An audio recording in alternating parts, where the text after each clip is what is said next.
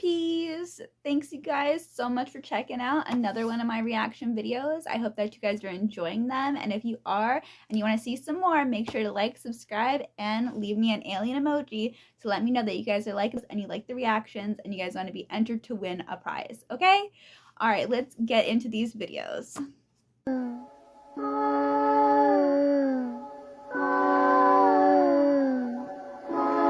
Is this a skinwalker on his roof?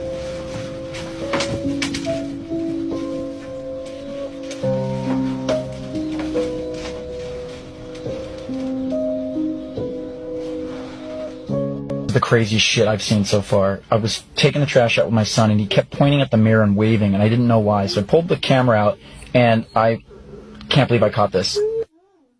That's Roman.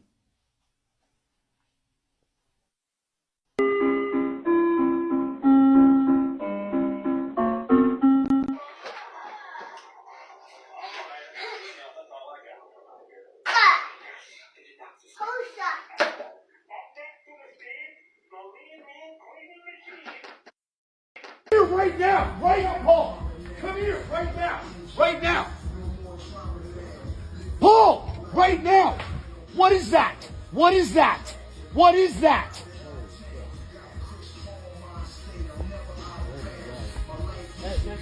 Now, do you really believe that these elaborate places were just built with hammer and chisel? And look at the other buildings around these elaborate buildings.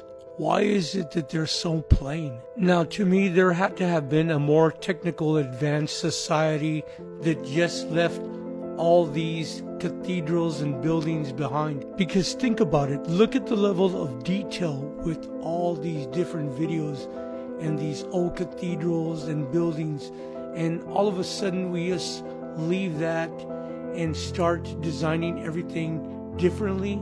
These buildings have had to have been here way before we were. Now, of course, this video is for entertainment purposes only, but you can tell the level of difference between then and now.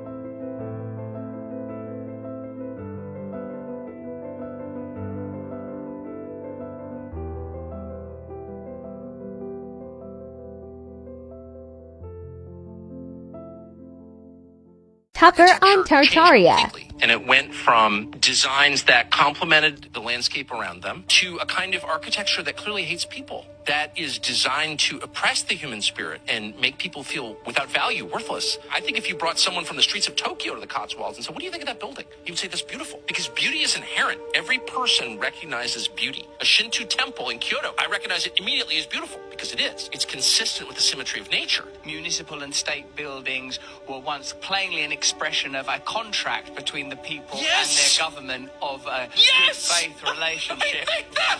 I just thought that. I walked up with my wife in the rain on a village hall, and I thought, whoever built that cared about the people. It was built by the people who lived there for the people who lived there, and they loved the people who lived there because they were related to them or knew them. It was built by peasants without machines. So what do you guys think about Tartaria and stuff? I am kind of on a kick of it. I've been watching a lot of it. I have Roku, and they actually have like a channel just on Tartaria. So if you're interested in that, make sure to check it out. It's pretty interesting. I don't know. I like documentaries. They call them their wives. He goes, yeah, he called them their wives to make his stuff. Anybody that left would be killed. I'll take it up in the helicopter and throw it out.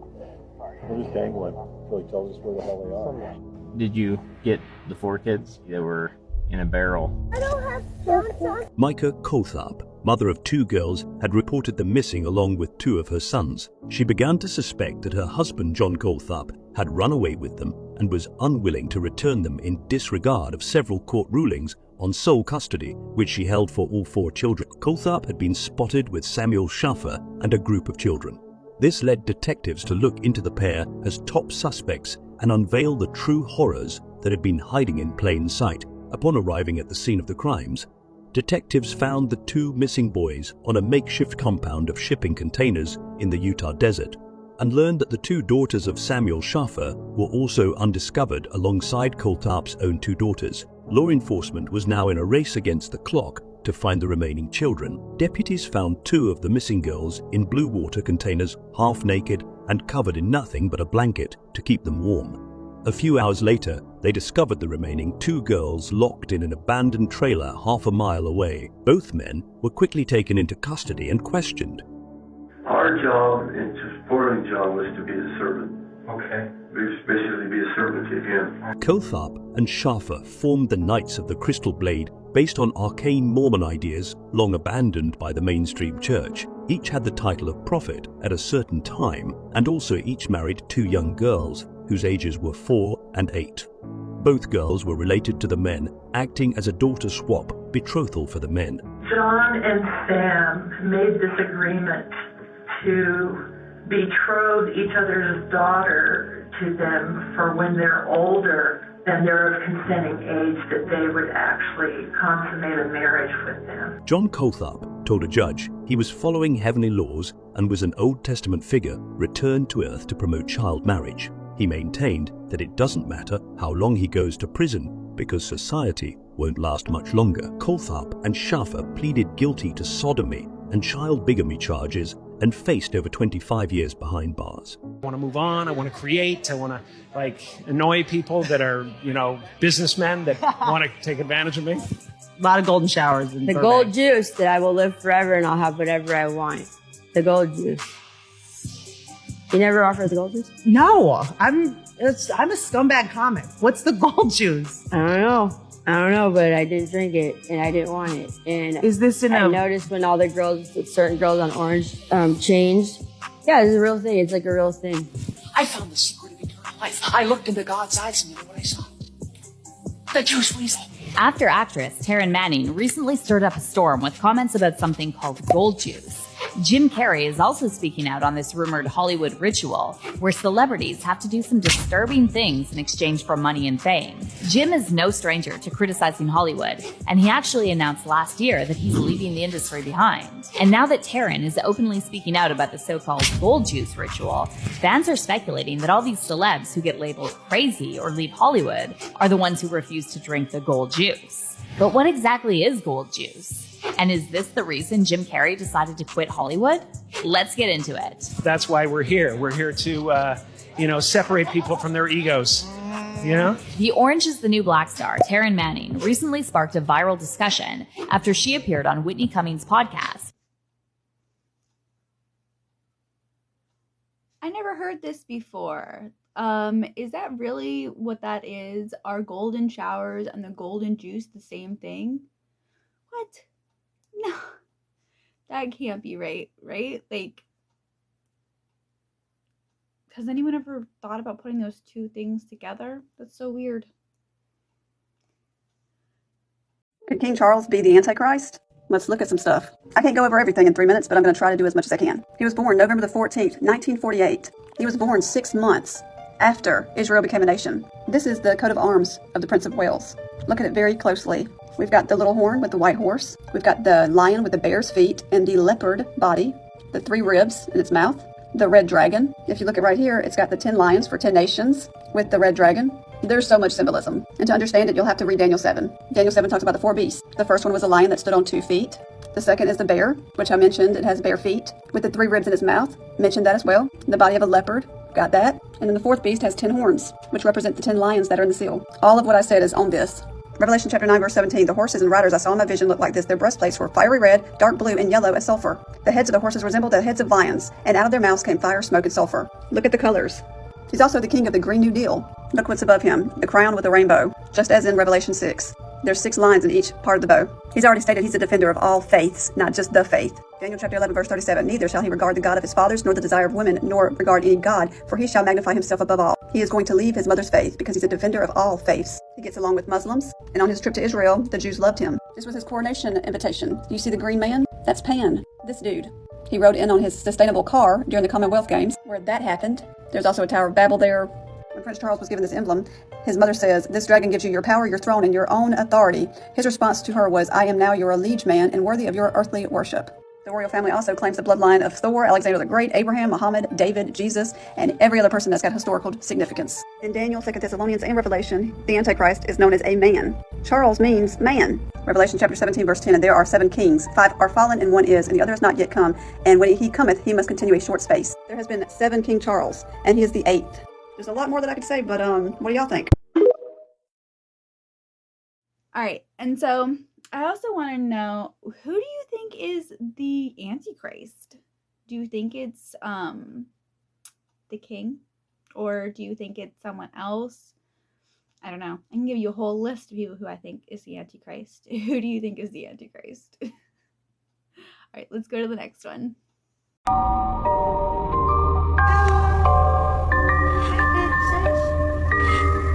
you afraid of me?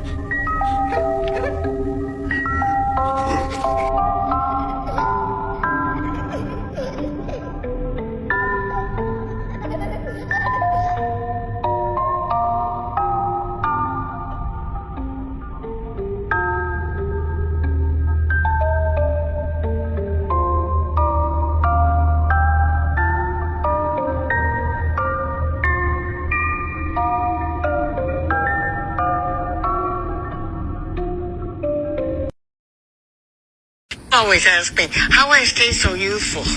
I tell them I eat well, get plenty of rest, and every 3rd Sunday I drink the blood of a virgin. And these days, they're getting harder and harder to find. And that's exactly why every year in America, 800,000 children are reported missing. A lot of people might have took that shit as a joke. First of all, she ain't got no reason to joke about that. Out of everything in this world. And second of all, you really think she's capping? Or you think that she's saying it sarcastically so she can make you think that it's something too drastic to have? Yeah, so that video was actually longer, but it gave me the ick because the person was trying to say that that it's just a joke, but all jokes have like a little bit of truth sprinkled into them. So I don't know. I'm not the type of person that thinks that joking about babies is okay. You could joke about anybody, anything, I don't care, but doing that to babies, nah, I don't think so. That's not my kind of thing. Not my cup of tea. Do this pose called doll eye. I can close one eye at a time and still like maintain all function. People started going like, oh, she's a robot, or oh, she needs to really detox. Just like all this crazy like conspiracy-esque type stuff. I've sat in a hair and makeup chair for 15 years. If they're putting eyeshadow on this eye and someone's putting my hair up into a French twist, I want to give notes in real time.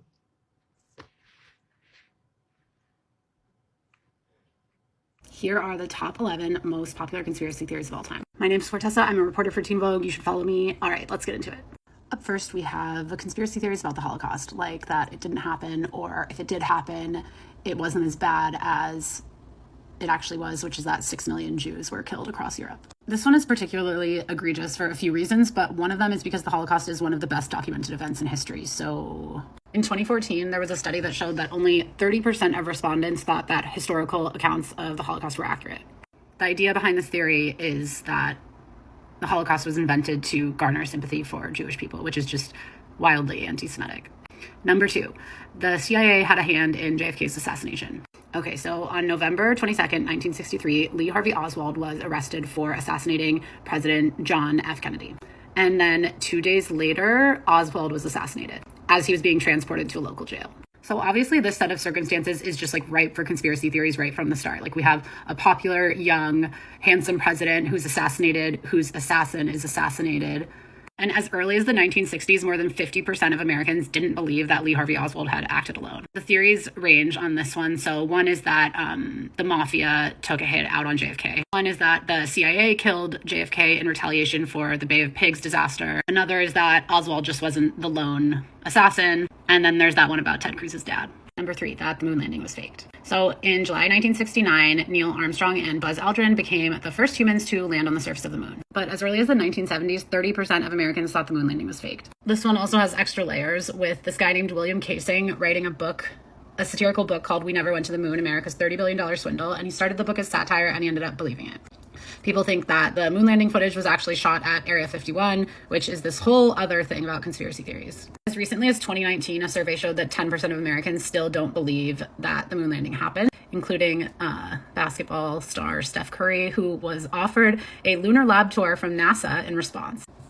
I'm running out of time, but this is 3 out of the 11. If you want more, tell me. I can do a part 2.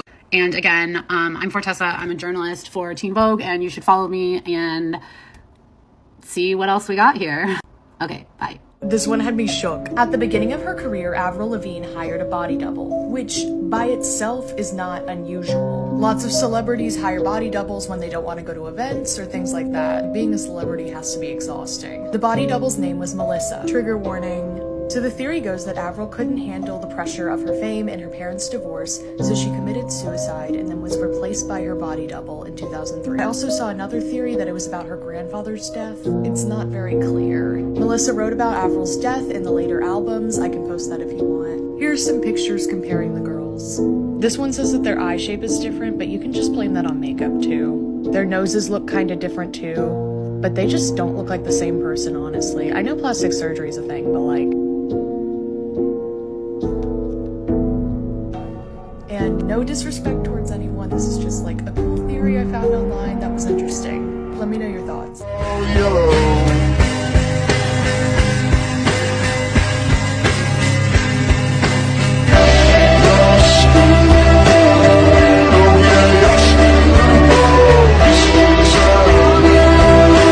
A TikTok of people that went to an Airbnb. I don't know if you guys seen this. This is going viral right now. Oh, the fake one? Toilet? Yeah, the one with the toilet. Oh, Yo, they were scrolling through the channels on their TV at the Airbnb, and then one of the channels was a toilet cam. So they saw this. What is that? Is that ours? So they saw the toilet, and they're scared it's theirs. Check this out. The lady goes to go check it out and see if it's actually theirs, and look what happens. It's her. It's her. She pops up on the camera. No. So the Airbnb set up a camera to look at the toilet, fam. And the crazy part is, this is dead ass real. Like, this isn't even fake. Look. They looked at the vents and everything. It's all there. So what they did, they ended up canceling that Airbnb and then going to a new one because that was legit them spying on them. You can never trust nowadays, bro. Tarihin azabından kurtulsanız Allah'ın gazabından kurtulamayacaksınız. Hepinizi saygıyla selamlıyorum. Girişime 20 dakika ara veriyorum.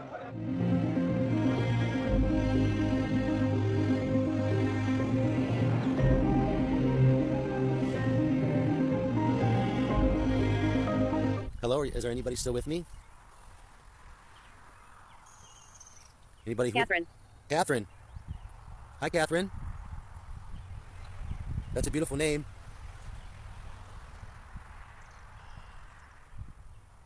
Catherine, my name is Tim, and I'm here just doing a paranormal investigation to speak with the other side. Is that okay?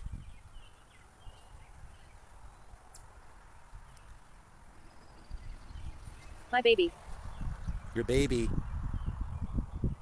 Okay. Could you please be more specific? Did something happen to your baby?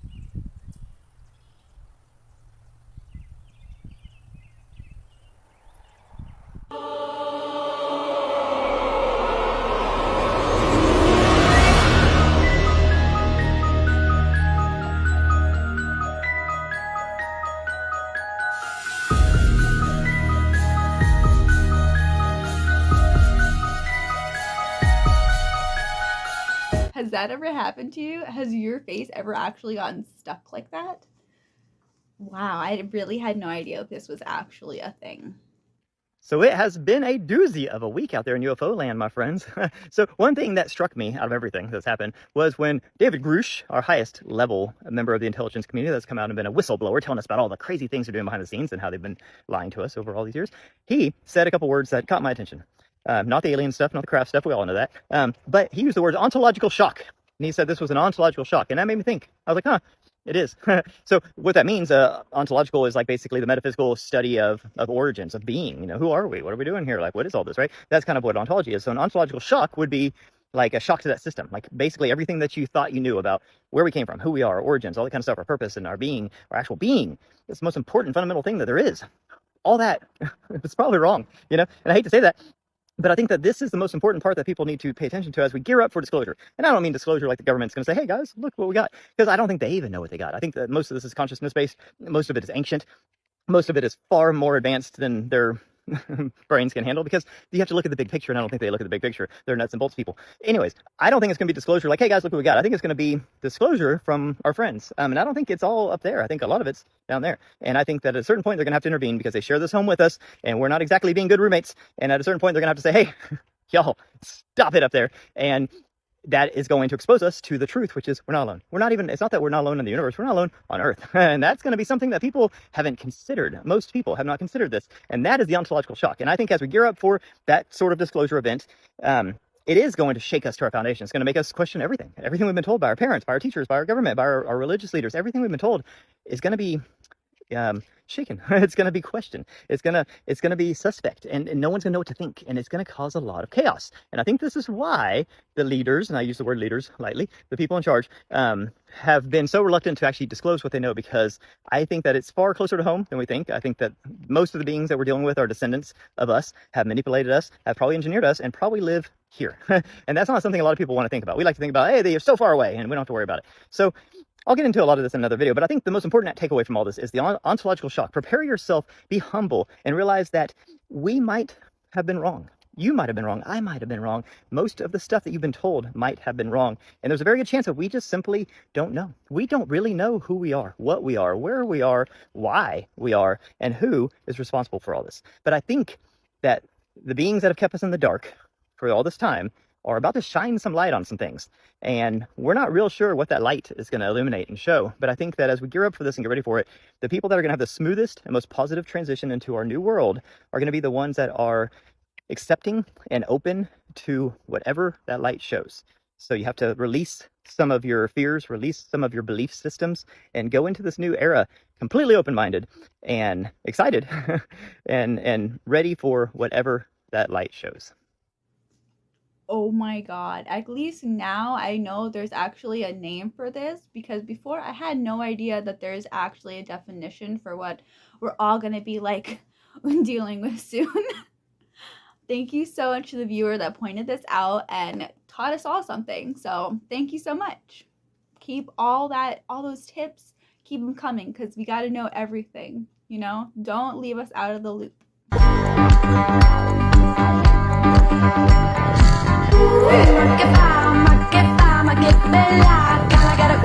10 most wanted objects in the world. The Philosopher's Stone. The Philosopher's Stone is a legendary alchemical substance said to be able to convert base metals, such as lead, into gold or silver. Occasionally it was also believed to be an elixir of life, useful for rejuvenation and possibly for achieving immortality. For many centuries, it was the most coveted object in alchemy. The Philosopher's Stone was the central symbol of the mystical terminology of alchemy, symbolizing perfection at its highest expression, enlightenment, and heavenly bliss. The efforts to discover the Philosopher's Stone were known as the Opus Magna. If you look at the family tree of Jesus and of all the prophets, they all go back to Abraham, they all go back to Adam. The Bible stories were taken from the Sumerian Emerald Tablets and the Dead Sea Scrolls that predate the Bible by thousands and thousands of years. Those are the original stories. Their prophets and the lineage all go back to Abraham, and he was a bona fide Sumerian. These stories are from the Sumerian scriptures. So when you yell at someone that believes in the Sumerian scriptures, you are yelling at the father of your Bible story, because that's where it came from. These are the same entities, the same people, with different names, because based on the religion and how it progressed and how it evolved, and how the stories were modified to fit their narratives, these are all the same people. Jesus is a direct descendant from the bloodline of Enki, the creator god.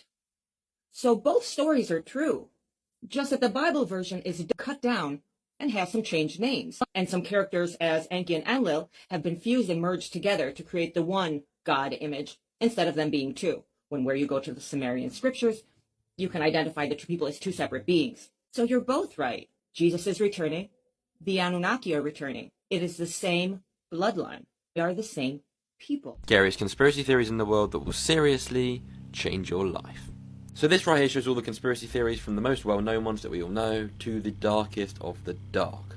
This series we're going to be going from the most well-known ones to the darkest of the dark, which will probably keep you up all night. Having to do the research into all of these is probably going to disturb the hell out of me, but you know, I'm doing it for you guys, so make sure you hit that follow button. Part 1. Let's go. Today we're going to be talking about Area 51, but not how you think. Trust me, this is wild. This guy right here is Bob Lazar. Now, he used to work at Area 51. Now, Area 51 is, of course, one of the biggest conspiracy theories out there. What is it? Why can't we go near there? Is it just a military base? Bob claims he used to work there, reverse engineering alien craft. Now, this right here is his actual drawing of an alien craft. Yeah, crazy, right? This is where it gets mental. Absolutely mental. I think Area 51 is this place, right? According to Bob, this is not where all the crazy stuff happened. It's actually down the road here, in a place called Area S4. Area S4 is located up in the mountains, completely top secret, and nobody knows really what it is until Bob came out about it.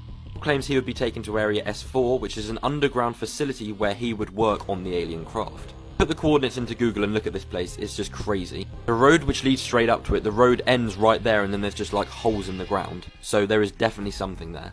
What I'm saying is all from Bob. There is literally a documentary about this. I'm pretty sure it's on Netflix, you may have seen it. Yeah. Let me know what you think, because this is crazy. The series is about to get a whole lot crazier, so make sure you hit that follow button. I'll see you in the next one. Alright, now I'm just wondering, where is Area 1 and all these other area that we don't know about? Are they even on this planet? I don't know. Real life lore, we're big fans of natural disasters. We've talked about volcanoes, tornadoes, dropping nukes into hurricanes, asteroids hitting the Earth, exploding lakes, lakes shrinking, ice melting, and cities going underwater, nuclear reactor meltdowns, zombie apocalypses, blowing up the moon, exploding whales, and a bunch already about tsunamis. We've also talked a lot about nuclear bombs. So, what if I combined two of my greatest passions into one video? What would happen if you detonated a nuclear bomb underwater? Some channels have infamously claimed that a nuclear bomb detonation at the bottom of the Marianas Trench in the Pacific, the deepest part of the world's oceans, would catastrophically destroy the entire planet, and other channels have famously debunked that. Because it's nonsense, but that's not to say that a nuclear blast underwater wouldn't be dangerous at all. Nuclear explosions have strange effects when they're detonated in other unconventional places, for example, like space, where a nuclear blast can create an electromagnetic pulse or EMP effect that can fry or disable electronics. And apparently, a nuclear blast underwater can create something potentially even worse. A tsunami, and not just any tsunami, a half-kilometer tall, radioactive, apocalypse-scale tsunami. The only country in the world that's apparently been crazy enough to develop a weapon like this so far is, unsurprisingly, Russia. The weapon's official name is Status 6 Oceanic Multi-Purpose System, and its codename is Poseidon. The first public report of the weapon system dates back to September 2015, and the details are genuinely insane. It's a weapon so powerful it seems like it should belong in a bad science fiction movie, and yet it's apparently quite real. Poseidon is an unmanned drone in the shape of a torpedo that can be loaded onto and launched by a submarine. A Poseidon drone could also remain dormant in a box on the ocean floor, just waiting for a signal to come back to life before carrying out its apocalyptic attack.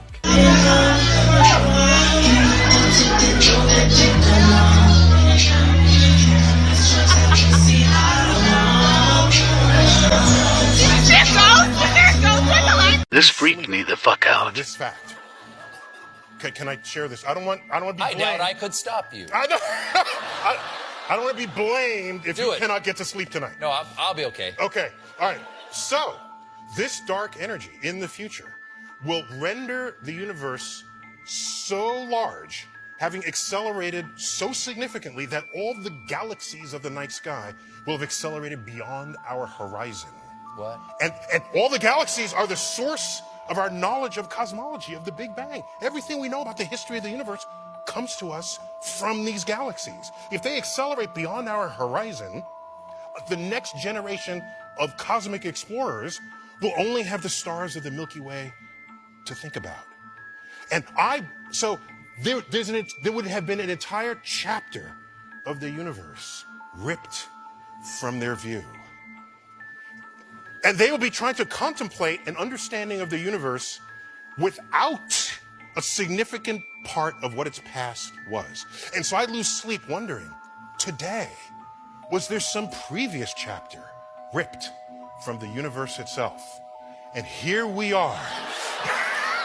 And here we are, you know, touching the elephant, not knowing that, in fact, there's an elephant standing there. Or maybe there's the shadow of the elephant and the elephant has been moved.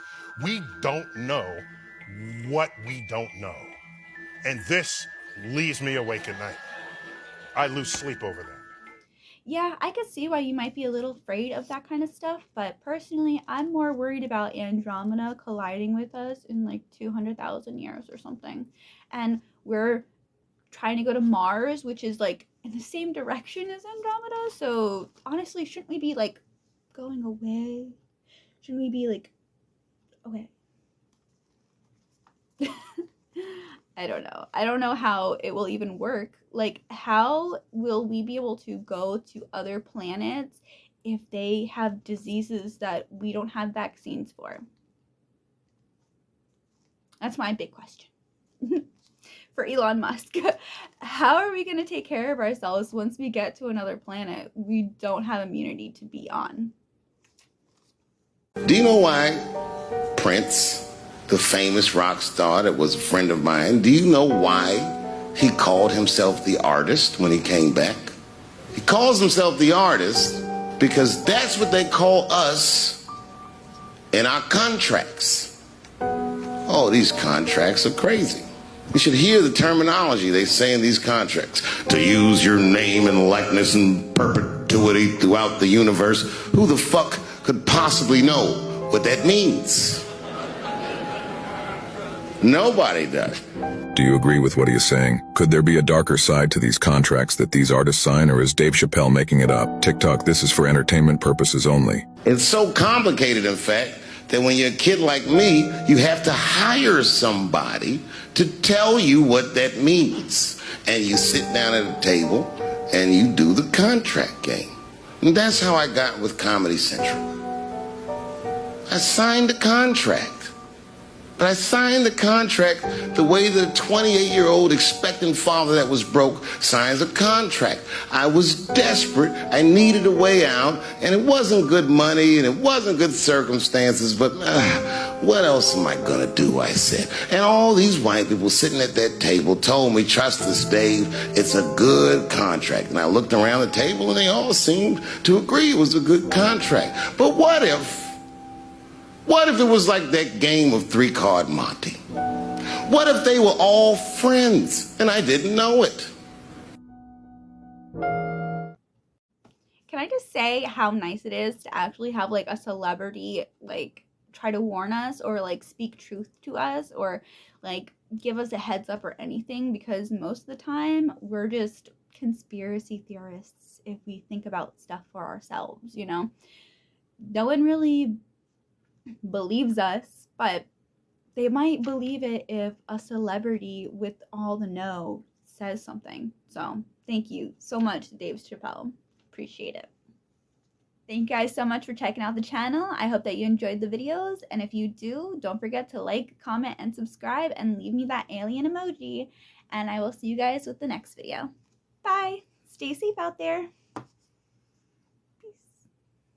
Stay safe out there, you guys. Thanks so much for checking out the video, and I hope you enjoyed it and you come back for another one. Bye!